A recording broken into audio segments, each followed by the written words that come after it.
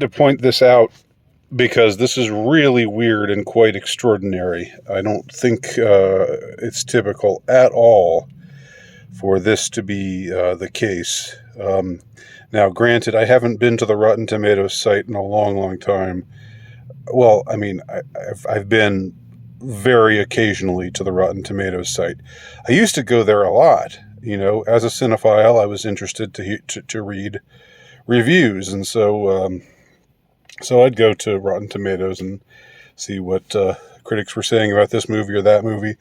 But around the time everything became politicized, and it was obvious that they were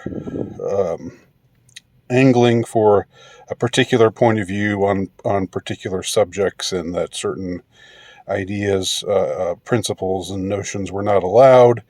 Uh, like I think when they disabled comments from users, and it just became clear that the critics were just sucking from the trough of the big companies, i.e. Disney, because Disney owns everything now, basically.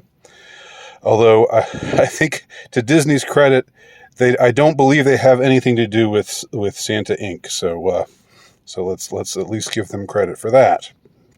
But anyway, I wanted to go just check out what was going on with the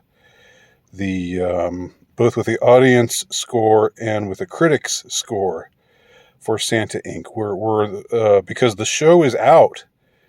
It was released on December 2nd, so it's been around now for several days.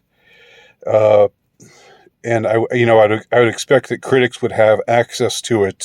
Most of the time, critics are given access to view things before a release, except for certain occasions where the filmmakers don't anticipate the critics will like it.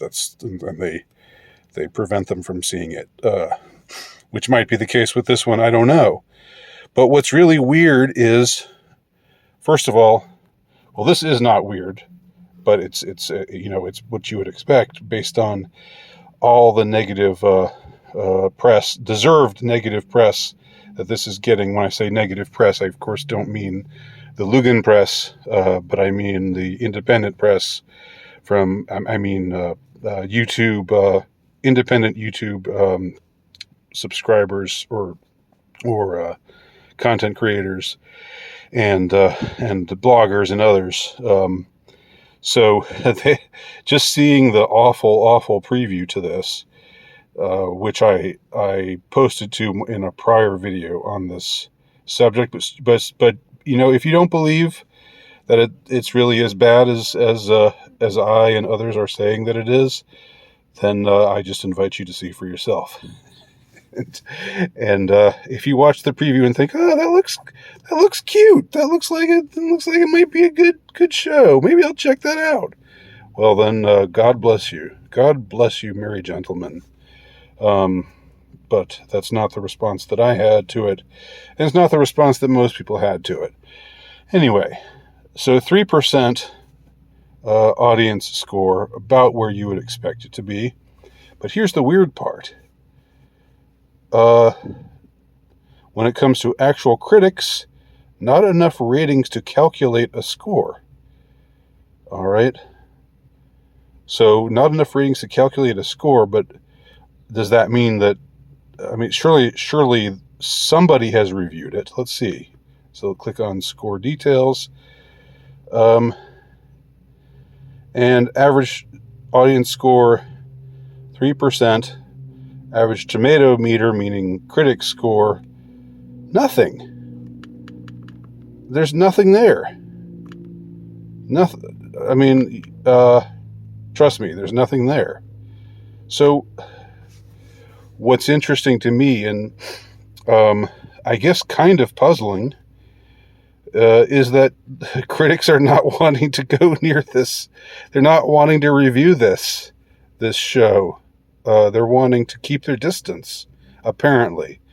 That must be the case. Otherwise, they would have compiled critics, review. There'd be little blurbs, like you typically see on Rotten Tomatoes, and you could click on the blurbs, and they would take you to read the reviews. But nope, not here. You just have all these pictures, and then season 1, the wonderful cast and crew. There they are, Seth Rogen. Now, Seth, I really loved you in Observe and Report. For those of you out there who hate Seth Rogen now, please don't let it stop you from seeing Observe and Report. It's a great movie. Seth and Sarah and gang. But there they are again. Not only stars, but they're both executive producers. Yep. And that's it. That's all you get. That's it. 3% audience approval score, and no critics. 0 critics chiming in to say what they think about this movie. So I don't know, or this show. So I don't know. I've never seen anything like this before.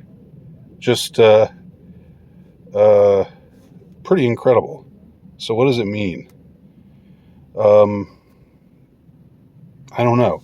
I mean, I want to say it means that even the awful Hollywood people are trying to keep their distance. This is like a "don't stand so close to me" situation, such that even evil Hollywood sees this for being the stinker that it is, and wants to stay away. But I know that the show got some press. I know that the stars were on one of those late night shows, Seth Meyers or whoever else, those late night people. I know that there was some advanced press done for the show, but it seems that now, in the aftermath of the brutalizing that it took,